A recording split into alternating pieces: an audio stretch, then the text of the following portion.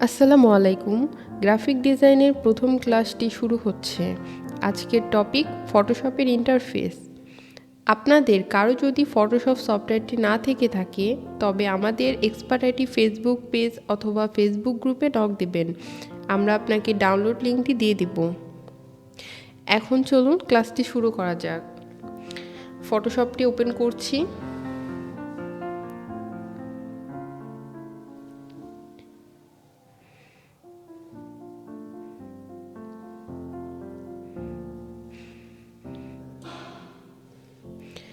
আমরা এখন এখান থেকে যদি কোনো আর্টবোর্ড নিতে চাই তাহলে ক্রিয়েট নিউতে যাব।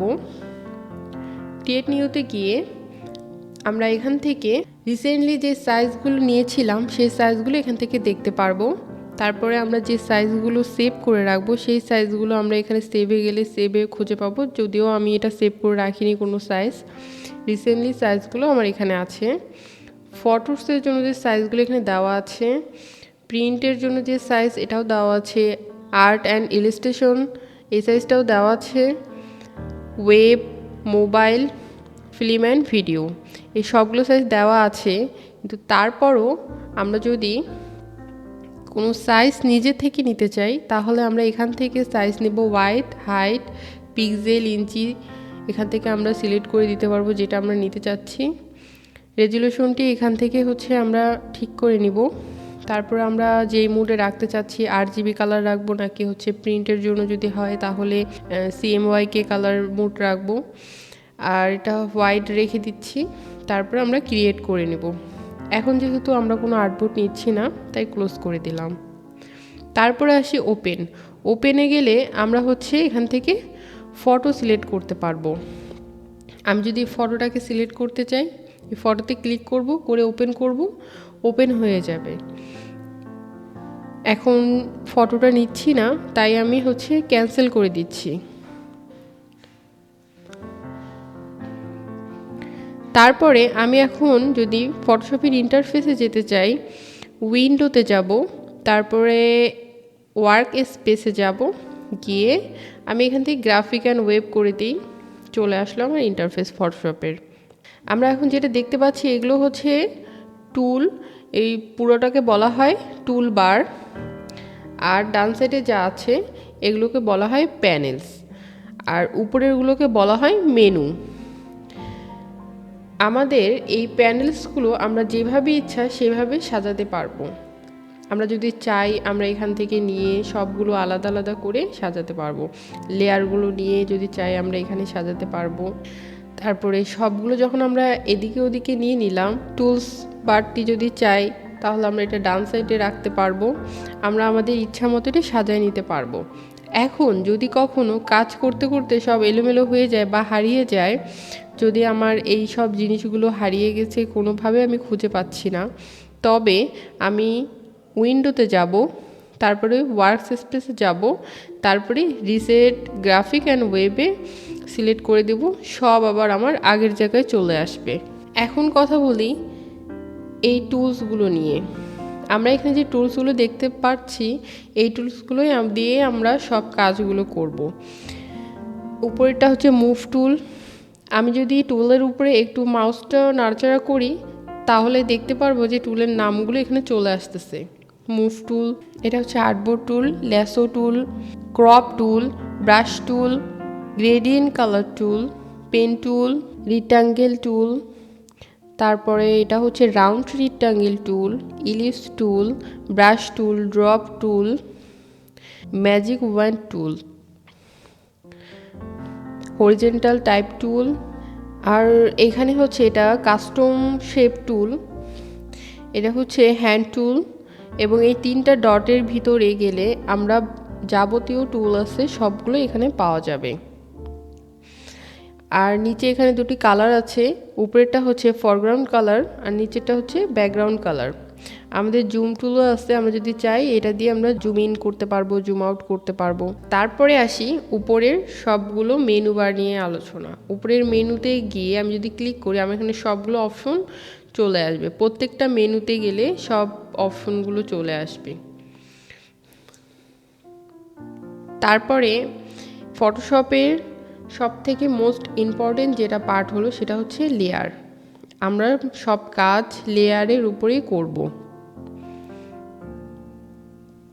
আমি যদি একটু ফটো আনতে চাই, আমি ফিলে যাব, যে এই যে ওপেনে ক্লিক করলে আমি যেখান থেকে ফটোটা নিতে যাচ্ছি, যেহেতু আমার ফটোটা ডেস্কটপে আছে, আমি ফটোটা নিব, তাই আমি ডেস্কটপটি সিলেক্ট করে দিলাম, তারপরে আমি ওপেন করে দিলাম।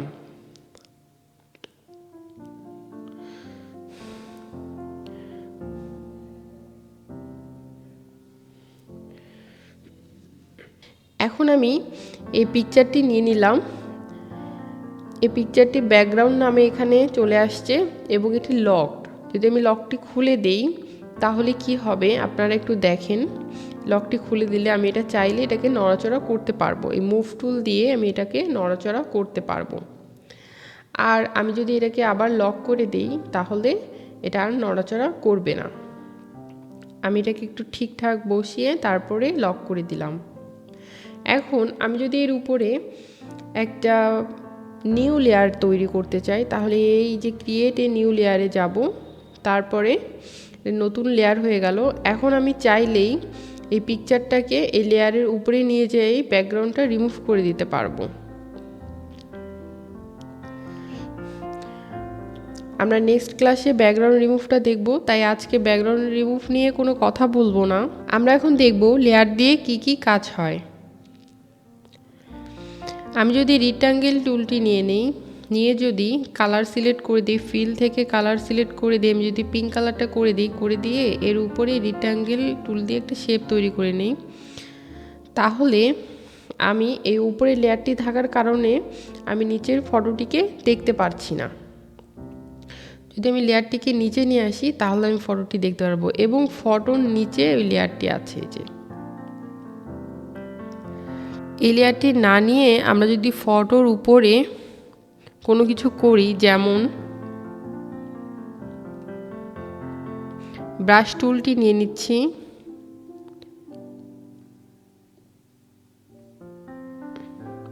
ফরগ্রাউন্ড কালারটি একটু চেঞ্জ করে নিচ্ছি ব্রাশ টুল দিয়ে। এখন আমি যদি এখানে কোনো ধরনের দাগ দিয়ে দিই তাহলে এটি পিকচারের উপরে চলে আসলো। কন্ট্রোল জেড দিয়ে আমি আনডু করে নিলাম। এখন আমি যদি একটি লেয়ার নিয়ে আসি, লেয়ারের উপরে এই ব্রাশ টুল দিয়ে কোনো ধরনের আমি এখানে দাগ দিই, তাহলে এই দাগটা চলে যাচ্ছে কোথায় একটু আপনারা লক্ষ্য করেন। এই দাগটা আমি যে কোনো জায়গায় সরাতে পারতেছি, কারণ এই রেড কালারটা হচ্ছে এই লেয়ারের উপরে। এই জন্য এটা আমি চাইলেই যে কোনো জায়গায় নড়াচড়া করতে পারছি। কিন্তু এটা যদি আমি ফটোর উপরে করতাম তাহলে কিন্তু এটা আর কাজ করতো না।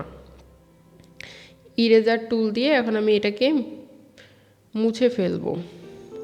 ইরেজার টুল নিয়েছি, এখানে যে হচ্ছে টুলের সাইজ আছে, আমি এই সাইজটাকে বড় করে দিলাম, বেশি বড় হয়ে গেছে, একটু কমাই দিই।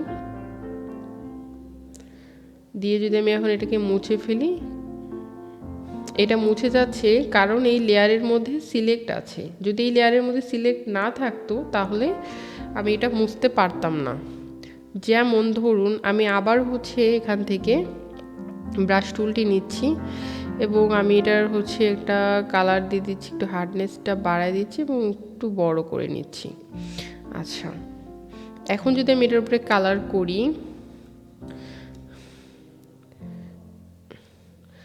আর আমি যদি নিচেরটার মধ্যে রেখে একে মোছার চেষ্টা করি তাহলে কি হবে দেখেন।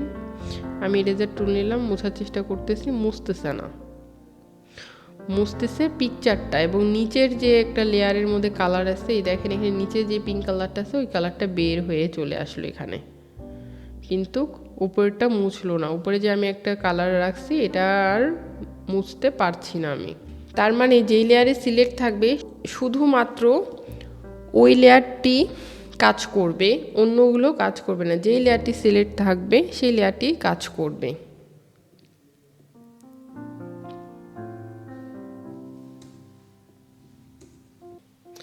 আমি পিকচারটাকে নিউ লেয়ার নিয়ে আমি তারপরে এই পিকচারটাকে ডিলিট করে দিচ্ছি, ডিলিট লেয়ার। এখন আমি এই নিউ লেয়ারটিকে এই রেড কালারটি করতে চাচ্ছি। তখন আমি অল্টার ব্যাক স্পেস দিলে আমার এই লেয়ারটি কালার নিয়ে নিবে। আর যদি আমি এটা ব্যাকগ্রাউন্ড কালার করতে চাই তাহলে কন্ট্রোল ব্যাক স্পেস দিলে এটা হচ্ছে কালারটি নিয়ে নিবে। আমি আরও একভাবে এই ফটোটিকে নিয়ে আসতে পারবো। এখান থেকে টেনে ফটোশপে এসে মাঝে আমি ছেড়ে দিলে ফটোটি এখানে চলে আসবে। এখন আমি এই ফটোটি নিয়ে নিছি। এখন যদি আমি এর চারপাশ দিয়ে একটি হালকা কালার করতে চাই তাহলে আমি কি করতে পারি, যে যদি আমরা এই সিলেকশনটি এখান থেকে যদি আমি সিলেকশন টুলটি নিয়ে এর উপরে যদি হচ্ছে আমরা সিলেকশন টুলটি ইউজ করি এবং এটার রাইট বাটন ক্লিক করে এটার ফেদারটা একটু বাড়ায় দিব, 200 করে দিই, দিয়ে ওকে করে দিই এবং সিলেক্ট অপশনে গিয়ে আমি ইনভার্স করে দিই। তারপরে যদি ফরগ্রাউন্ড কালারটি চেঞ্জ করে পিঙ্ক বা হচ্ছে এই টাইপের একটি কালার দিয়ে যদি আমি এখানে দিই তাহলে আমরা একটা সুন্দর ফ্রেম তৈরি করে ফেলতে পারতেছি। কন্ট্রোল ডি দিয়ে আমি এটাকে সুন্দর একটি ফ্রেম তৈরি করে নিলাম, কিন্তু এই ফ্রেমটা আমি আর এখান থেকে সরাতে পারবো না। তাই আমি যদি এটাকে কন্ট্রোল জেড দিয়ে আনডু করে নিলাম, এখন আমি এটা নতুন একটি লেয়ার তৈরি করার পরে এই কাজটা করি যে আমি একটি সিলেকশন নিলাম, তারপরে এর উপরে রাইট বাটন ক্লিক করে ফেদারটা সিলেক্ট করে নিলাম, ওকে, এবং রাইট বাটন ক্লিক করে সিলেক্ট ইনভার্স এখান থেকে আমি করতে পারি। এখানে করে তারপরে যদি আমি অল্টার ব্যাক স্পেস যদি হচ্ছে দেই এবং এটা যদি লেয়ারে সিলেক্ট করা থাকে তাহলে কিন্তু আমরা একটা নতুন ফ্রেম তৈরি করতে পারবো।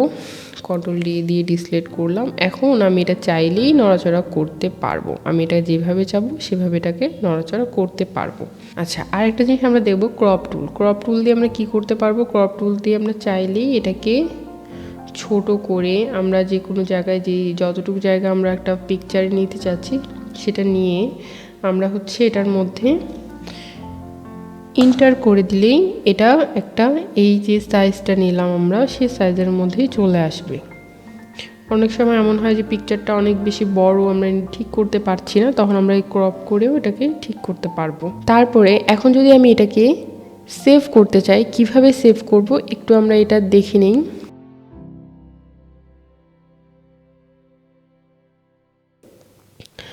সেভ অ্যাসে যাব।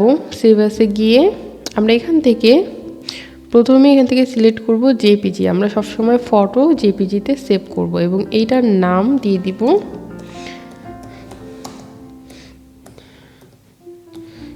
কিউট গার্ল এবং এটাকে ডেস্কটপে আমি সেভ করছি। তারপর আমি সেভ দিয়ে দিব, এটা সেভ হয়ে যাচ্ছে। কোয়ালিটি 12 করে দিলাম, ওকে করে দিব, এটা সেভ হয়ে গেছে। যে আমি এখান থেকে গিয়ে পিকচারটাকে দেখতে পারবো। আপনাদের যদি কারো বুঝতে কোনো সমস্যা হয়ে থাকে আমাদের ফেসবুক গ্রুপে নক দিবেন, আমরা আপনাদের প্রবলেম সলভ করার চেষ্টা করব। ধন্যবাদ সবাইকে।